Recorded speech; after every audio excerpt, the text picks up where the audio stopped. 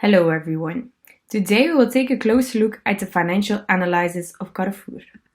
And this only to provide an answer for one question. As an investor, it is a smart move to invest in Carrefour. In order to provide a well-founded answer to this, we discuss three ratios. At first, we will take a look at the liquidity of Carrefour. It shows if they are able to pay their debts in the short term. For that, we look at the quick ratio and at the current ratio. If you want to be sure that they will not run into any payment problems, it is best to look at the quick ratio. This provides a more detailed picture. The quick ratio is at its best when it's equal to or higher than 1. In 2019, this is fine, but in 2020 and 2021, Carrefour could run into problems paying his debts in short term. It is also important to look at the profitability.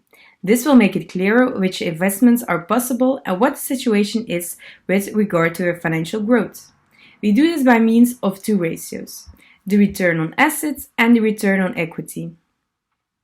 The return on assets should be around 8 or 13%, so on average Carrefour is doing great for return on assets.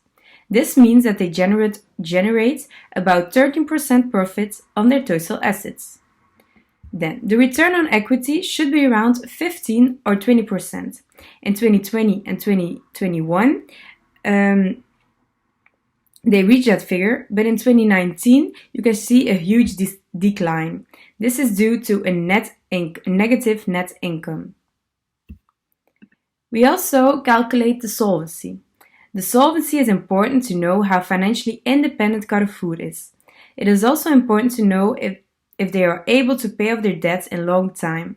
The total debt ratio should be maximum 100% because if it is 100%, it means that Carrefour is 100% externally financed. These figures are okay because in general, they finance 25% of their capital with own equity. In addition, the solvency rate is also important. This indicates if Carrefour is able to repay its loans on time. The norm for this is around 20%. As you can see, Carrefour does reach that point almost every year, but only in 2020 they are close to that figure, but don't reach it, but it's only with a small difference, so it isn't that big of a deal. Now we've seen the three ratios, we may make an analysis if Carrefour is worth investment. To begin, the liquidity, everything is generally in order. The quick ratio was a bit on the low side in the last 2 years, but not with dramatic figures, so it's okay. And the current ratio was more than okay. Then the profitability also experienced one small setback in 2019, but those figures were made up in the following 2 years, so there are no problems for the profitability.